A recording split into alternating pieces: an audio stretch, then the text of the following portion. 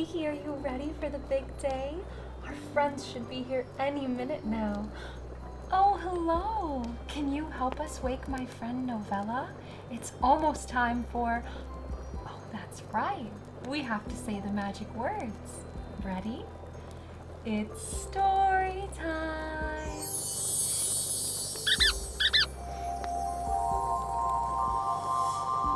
Story time! Well, hello there. Is it time already? Yes, it's time. I'm so excited for my very first lesson. It's always been my dream to be the queen of dreamland. Yes, you've been dreaming of this for a very long time now, haven't you? And you are finally of age, so it's time we get started on your lessons. What will our first story lesson be, Novella? I have the most wonderful story to share with you today. A story of a girl I knew once long ago who dreamt of becoming a princess. She was unendingly kind and forgiving. Our leading lady in this story had to keep dreaming for a long time before her dreams came true, just like you, Juliette. Oh, I can't wait. Can you guess which story it is?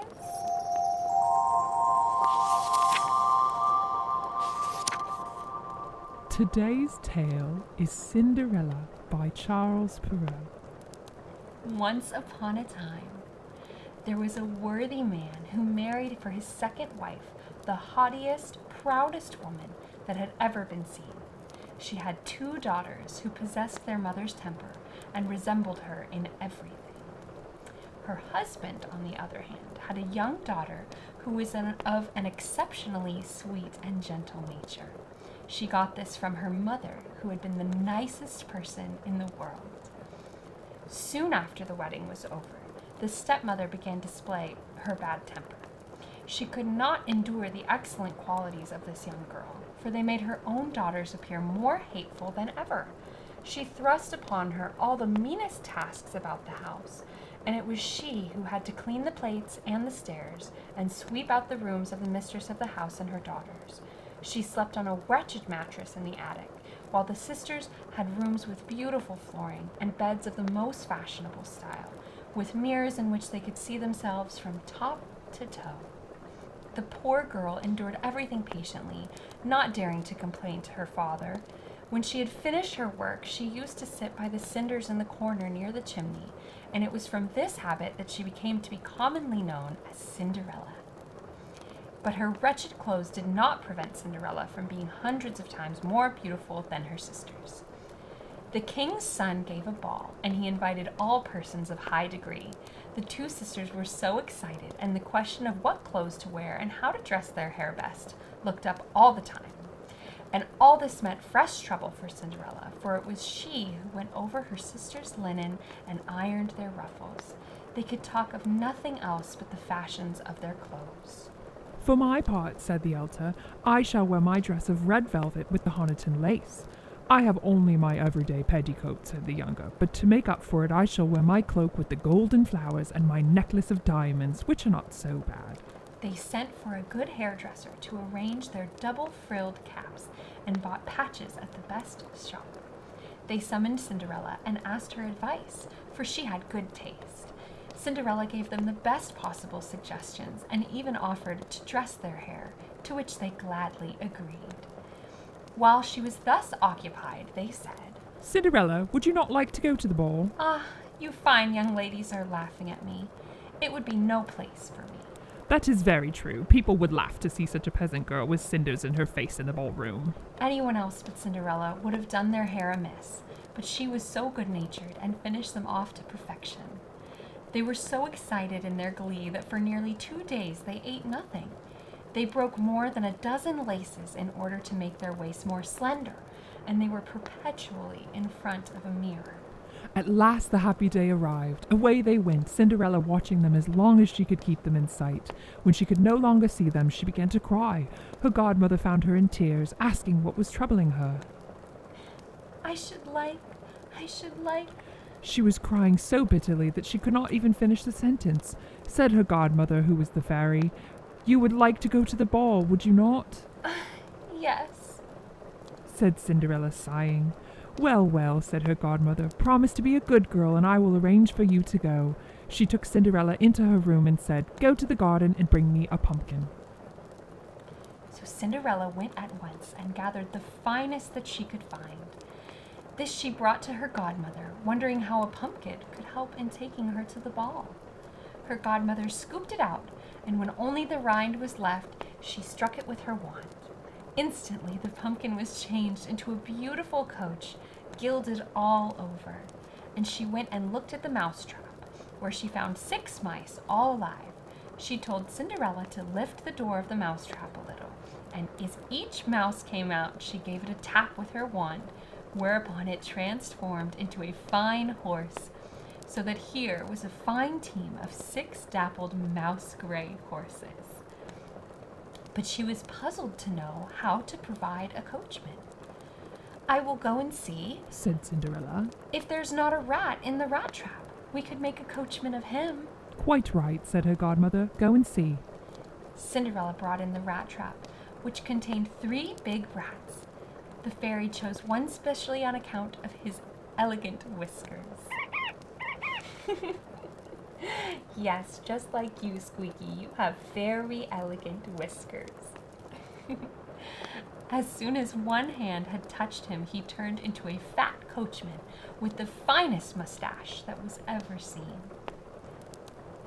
"Now go into the garden and bring me the 6 lizards which you will find behind the shed." No sooner had they been brought than the godmother turned them into 6 lackeys, who at once climbed up behind the coach in their braided liveries and hung on there as if they had never done anything else in all their lives.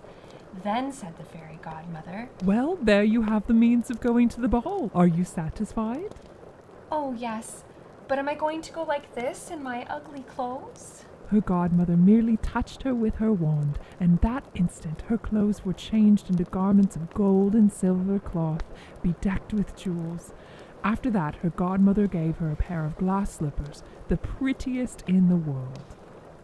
Thus altered, Cinderella entered the coach. Her godmother bade her not stay beyond midnight, whatever happened, warning that if she remained at the ball a moment longer, her coach would again become a pumpkin, her horses mice, and her lackeys lizards, while her old clothes would reappear on her once more. She promised her godmother that she would not fail to leave the ball before midnight, and away she went, beside herself with delight. The king's son, when he was told of the arrival of a great princess whom nobody knew, went forth to receive her.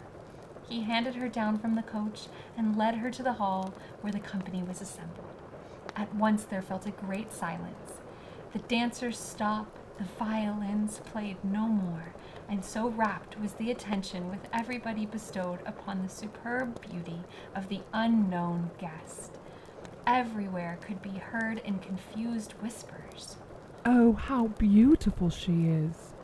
The king, old as he was, could not take his eyes off her, and whispered to the queen that it was many long days since he had seen anyone so beautiful and charming. All the ladies were eager to scrutinize her clothes and the dressing of her hair, being determined to copy them on tomorrow, but provided they could find the materials so fine and tailors so clever. The king's son placed her in the seat of honor and at once begged the privilege of being her partner in a dance. She danced with such grace, everyone admired her.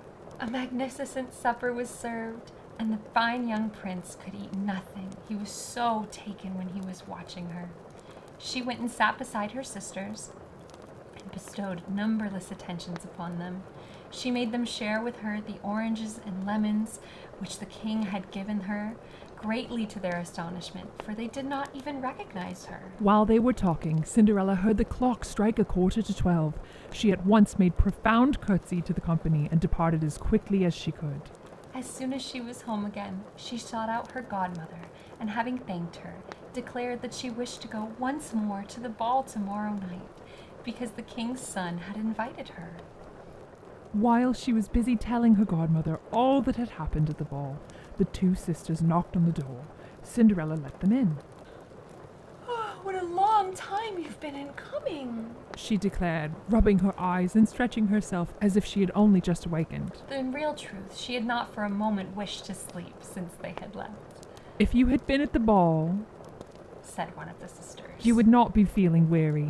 There came the most beautiful princess, the most beautiful that has ever been seen. She gave us her oranges and lemons. Cinderella was overjoyed. She asked them the name of the princess, but they replied that no one knew it, and that the king's son was so distressed that he would give anything in the world to know who she was. Cinderella smiled and said that she must have been beautiful indeed. "Oh, how lucky you are! Could I see her? Oh, please, Juliette, lend me the yellow dress which you wear every day," Indeed. said Juliette. That's a fine idea. Lend my dress to a grubby Cinderella like you. You must think me mad. Cinderella had expected this refusal. She was in no way upset, for she would have been greatly embarrassed had her sister been willing to lend the dress. The next day, the two sisters went to the ball, and so did Cinderella, even more splendidly attired than the first time, thanks to the godmother's help. That night, the sun always was near her and paid her endless compliments. The young girl enjoyed herself so much that she forgot her godmother's bidding completely, and when the first stroke of midnight fell upon her ears, she thought it was no more than 11 o'clock.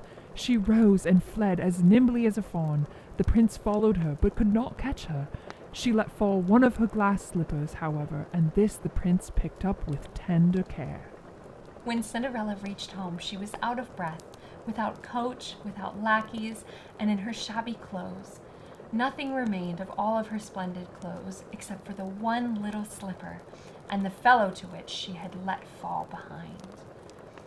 Inquiries were made of the palace doorkeepers as to whether or not they had seen a princess go out, but they declared that they had seen no one left except a young girl, very ill-clad, who looked more like a peasant than a young lady. When her two sisters returned from the ball, Cinderella asked them if they had again enjoyed themselves, and if the beautiful lady had been there, but they told her that she was present, but had fled away when midnight sounded, and in such haste that she had let fall one of her little glass slippers, the prettiest thing in the world.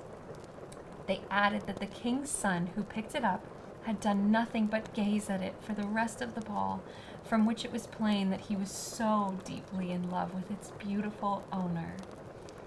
They spoke the truth. A few days later, the king's son caused a proclamation to be made by trumpeters that he would take for a wife the owner of the foot which the slipper would fit. They tried it first on the princesses, and then the duchesses, and the whole of the court, but in vain. Presently, they brought it to the home of the two sisters, who did all they could to squeeze a foot into the slipper. This, however, they could not manage. Cinderella was looking on and recognized her slipper.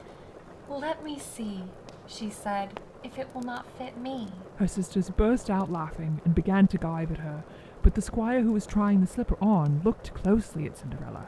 Observing that she was very beautiful, he declared that she should try it on, and that his orders were to try the slipper on every maiden. He asked Cinderella to sit down, and putting on the slipper to her little foot, he perceived that it slid on without trouble, and was molded to her foot like wax. Great was the astonishment of the two sisters at this, and greater when Cinderella drew from her pocket the other little slipper. At that very moment her godmother appeared. She gave a tap with her wand to Cinderella's clothes and transformed them into a dress even more magnificent than her previous ones. The two sisters recognized her for the beautiful person who they'd seen at the ball and threw themselves at her feet, begging pardon for all of the ill treatment she had suffered at their hands. Cinderella raised them, and declaring as she embraced them that she pardoned them with all her heart, bade them love and well in the future.